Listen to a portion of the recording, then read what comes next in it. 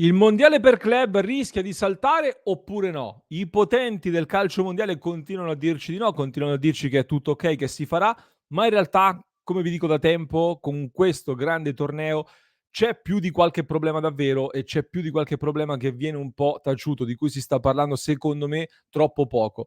La figuraccia pubblica che ha fatto Ancelotti ha un po' sollevato il polverone, ha messo dei riflettori su questo tema, ha fatto riflettere su quello che sta accadendo, ma in realtà tanti problemi rimangono anche dopo le smentite. Ancelotti aveva parlato al quotidiano Il Giornale annunciando che il Real Madrid di fatto non avrebbe partecipato perché si prendono troppi soldi, troppi pochi soldi in questo mondiale per club, e che anche altre squadre erano pronte a rinunciare a questo invito. Il Real Madrid poi ha smentito dicendo che invece sostiene questo progetto. Anche Ancelotti ha fatto retromarcia, ha detto che è stato mal interpretato. Boh, sarà. Mi sembra un po' strano. Mi ha ricordato molto quella comunicazione che c'è stata nel periodo Superlega, quindi un gran caos, comunicazioni contrastanti, e a maggior ragione ho il sospetto che sia ancora in corso una guerra politica molto forte. Il Real Madrid d'altronde era pronto tramite JP Morgan a portare in Europa miliardi di dollari a sostegno appunto di questa Superlega e a prendersene una bella fetta, centinaia di milioni di dollari, ricordiamocelo bene. Ma sistemata almeno per il momento questa grana Real Madrid, sembra rientrato il caso Real Madrid, restano però comunque diversi grandi problemi con questo mondiale per club e ne parliamo in questo episodio di oggi. Ben ritrovati allora amiche e amici passioni interisti, vi invito a lasciare un mi piace, se non l'avete ancora fatto mi raccomando iscrivetevi al canale così non vi perdete neanche uno dei nostri contenuti e gli approfondimenti che vi portiamo ogni giorno. Che cosa sta succedendo allora con questo mondiale per club? Al di là della questione Real Madrid, come detto, ci sono altri problemi con questo mondiale di cui vi parlo da tempo e che oggi voglio sintetizzarvi in un unico contenuto. Sono problemi che secondo me sono importanti e di cui si sta dando poco rilievo. Il primo, innanzitutto, è stato risolto, ma risolto da pochissimo. Mi sembra assurdo che fino a pochissimi mesi fa non si conoscevano neppure i criteri di qualificazione a questo torneo. Abbiamo saputo solo poche settimane fa di fatto quali sarebbero stati i criteri presi in considerazione in maniera ufficiale per qualificarsi al mondiale per club. Ed è ancora più assurdo il fatto che sono cambiate un po' le versioni nel corso del tempo, anche in base a quelli che erano i risultati di campo. Cioè, senza voler fare i complottisti, c'è stata un po' la sensazione che si stesse aspettando di capire come si posizionavano alcune big europee per poi decretare ufficialmente i criteri. Prima i parametri UEFA, poi i parametri del ranking mondiale, eccetera, eccetera. Già questo incertezza è comunque un dettaglio che ha fatto storcere il naso, secondo me, giustamente. Numero 2, ad oggi manca un anno, di fatto anche meno, all'inizio di questo torneo e non si sanno ancora le sedi del torneo, quindi quali saranno gli stadi dove si giocheranno le partite. Sappiamo che sarà negli Stati Uniti, si parla di New York e Miami, sì, ma non è ancora ufficiale, non c'è la certezza e non ci sono nemmeno informazioni ancora sui sorteggi di questo torneo. Quindi tanti dubbi, manca un anno, è un'organizzazione di un torneo mondiale con tanti club, 32. Ci aspettavamo più chiarezza, magari arrivati a questo punto, soprattutto perché bisognerà poi pianificare anche tutto l'anno prossimo e tutto quello che e anche le iniziative varie da mettere a corredo, ecco, di questo evento. Numero 3, arriviamo al tema centrale, quello veramente spinoso, il tema economico. I club che partecipano a questa manifestazione, alla prima edizione di questa manifestazione nel format allargato, verranno pagati chiaramente con i ricavi derivanti dalla raccolta dei diritti televisivi e degli sponsor, cioè saranno le TV e gli sponsor a garantire quei soldi che vengono poi distribuiti ai club. E siamo ancora in altissimo mare con entrambe le cose.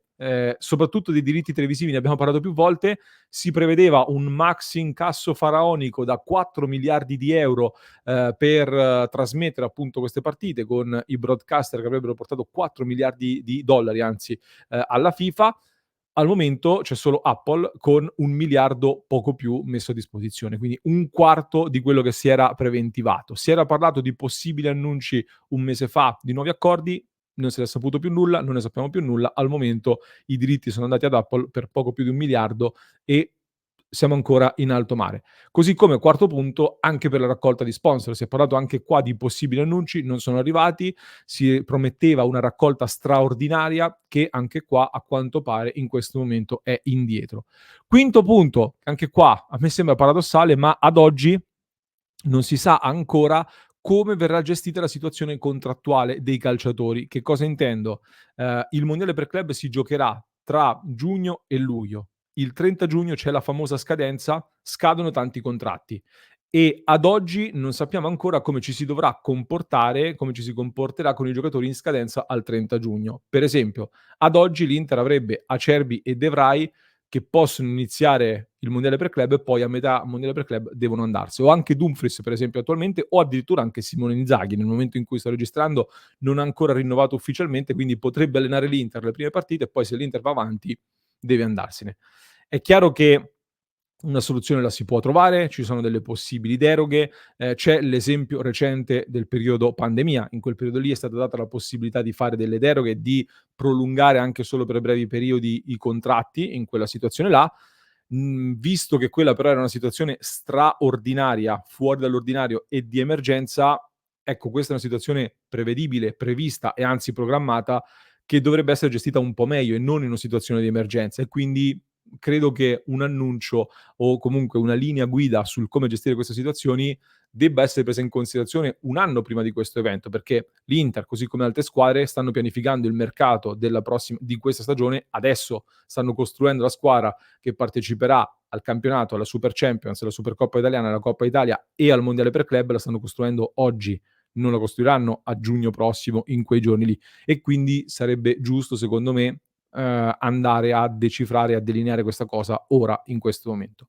Sesto punto è uno dei punti ancora più spinosi in questo momento perché è quello che può davvero incastrare il meccanismo del mondiale per club e mi riferisco alla protesta molto forte che sta andando avanti da parte del sindacato dei calciatori sul piede di guerra. Infantino, presidente della FIFA, ha risposto in maniera molto dura facendo la voce grossa, ribadendo che il mondiale per club si farà e si farà in questa formula che è stata stabilita unilateralmente dalla FIFA. Però c'è un'opposizione molto forte, un'opposizione che parte soprattutto dall'Inghilterra, secondo me, ma anche in Francia. E si sta spingendo molto sulla questione delle troppe partite che vanno poi a mettere a rischio i calciatori, ma a mettere a rischio anche lo spettacolo, i tornei nazionali, eccetera, eccetera. E soprattutto in Inghilterra, dico secondo me, questa spinta ha portato poi il sindacato dei calciatori a citare poi finalmente in tribunale a Bruxelles la FIFA, diciamo non è ancora una causa vera e propria, è un procedimento particolare, non approfondiamo in questo momento, però di fatto la FIFPro, quindi il sindacato dei calciatori a livello mondiale, va a comunque a disputare legalmente, a chiedere legalmente la regolarità di tutto quello che è stato fatto, di questa imposizione di questo torneo, cioè andare a capire se effettivamente la FIFA può istituire nuovi tornei in maniera unilaterale e quindi aggiungere nuove partite senza consultare i calciatori e intasando ancora di più i campionati, i tornei, i calendari e rendendo ancora più difficile la gestione del lavoro, dello stress e di tutti gli impegni dei calciatori, mettendo a rischio anche la salute e gli infortuni.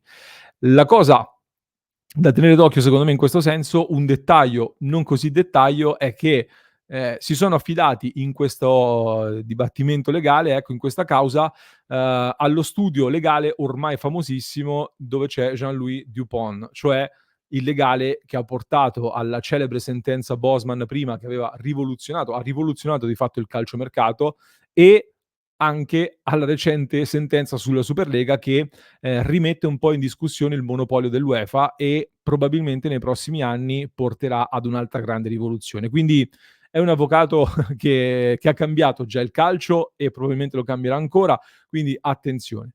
Arrivando all'Inter, che da interisti ci interessa di più, sul mondiale per club non ci sono ad oggi posizioni ufficiali sul tema da parte dell'Inter, nel senso che comunque l'Inter fin qui si è dimostrata entusiasta della partecipazione al mondiale e anch'io sono entusiasta di questa partecipazione, sia per motivi di prestigio che per motivi anche competitivi. Credo che paradossalmente per l'Inter possa essere più facile sognare un colpaccio al mondiale per club piuttosto che nella nuova Super Champions, visto che al mondiale ci sono comunque tante squadre che arrivano da confederazioni e tornei minori, mentre in Champions ci sono 36 squadre, tutte europee molto forti, ed è un pochino più breve il mondiale per club, quindi puoi fare il colpaccio al mondiale per club, in Super Champions, in questa Champions è un po' più difficile. Comunque Intanto sul mondiale per club la prima prospettiva che era stata palesata era quella che tramite tutta quella raccolta di sponsor e diritti televisivi si sarebbe arrivati ad incassare 50 milioni di euro almeno come base solo per la partecipazione. Questa era la promessa da parte della FIFA. Però con tutte queste incognite sugli sponsor, sui diritti televisivi, eccetera, intanto non sono stati ancora considerati a budget nei bilanci e nelle pianificazioni delle società, ma questa cifra è di molto inferiore ai 50 milioni di euro. Si parla di circa 20 milioni di euro in questo momento, meno della metà. Quindi cambiano molto le prospettive e si confida, ecco, appunto, in nuovi accordi che potranno far crescere questa cifra per poter incassare qualcosa in più, perché oggettivamente 20 milioni di euro per un mondiale per club va bene il prestigio, ma 20 milioni li incasso quasi con una tournée, se fai una tournée fatta bene probabilmente.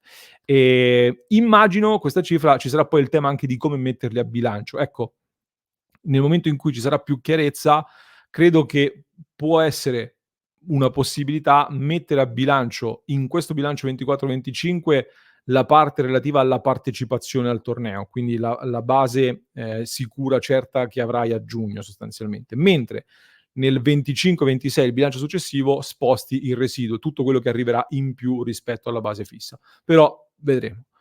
Dovesse però in qualche modo saltare il torneo, ecco, per me sarebbe un grande dispiacere, intanto perché sono molto curioso di vedere questa competizione allargata.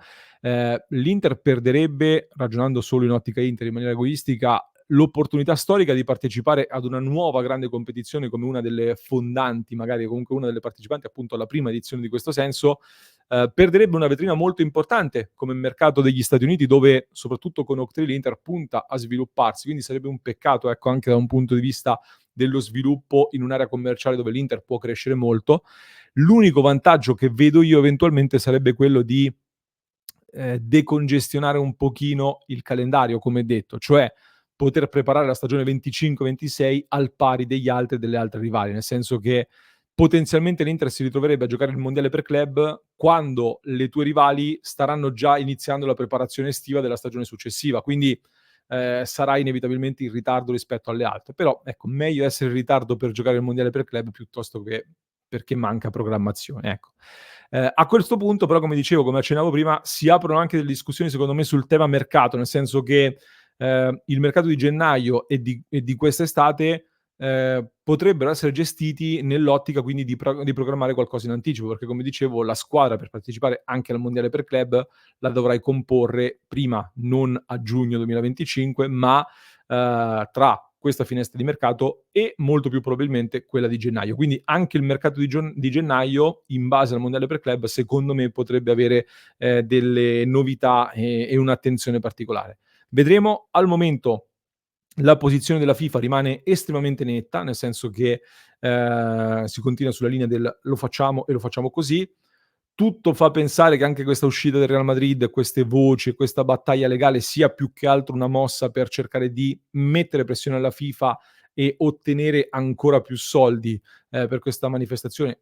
Potrebbero riuscirci e è uno scenario comunque condivisibile. Sta di fatto però che questo mondiale per club sta nascendo con tante incognite, tanti dubbi, cosa che per un torneo organizzato dalla FIFA non mi aspetterei sinceramente, visto il livello di importanza dei club che partecipano. Di sicuro nasce anche un mondiale per club che forse già in partenza preannuncia la necessità di essere riorganizzato poi nel breve periodo, perché c'è già chi dice che rispetto alle 32 squadre invitate adesso bisognerà trovare immediatamente un passo indietro, ecco, rispetto a questi 32 e tornare ad un'idea originaria, che era quella promossa soprattutto da Boban quando era ancora nella FIFA, era tra i promotori di questo torneo, ma spingeva per arrivare a 16 squadre, quindi molto ridotto rispetto alle 32 attuali, e invece il presidente Infantino ha spinto per allargare sempre di più fino a 32 e Boban non è riuscito in questo suo tentativo. Vedremo, fatemi sapere un po' voi che ne pensate. Vi lascio con una domanda. Voglio sapere da parte vostra se siete d'accordo con il mio giudizio sul mondiale per club, nel senso che vi affascina di più la possibilità di vincere una Super Champions o questo nuovo mondiale per club? Cioè la nuova Champions nel format allargato 24-25 o il mondiale per club? Quale torneo vi affascina di più? Sono curioso di sapere la vostra nei commenti, scrivetemelo qui sotto. Vi aspetto nel club di Passione Inter su www.passioneinter.club. Se vi va di entrare a far parte della nostra grande community, di sostenere il nostro progetto, potete farlo tramite il link che trovate anche in descrizione oppure digitando www.passioneinter.club. Vi lascio con un altro approfondimento che trovate in descrizione per chi ci ascolta in podcast, mentre per chi ci segue da YouTube vi basta cliccare qui.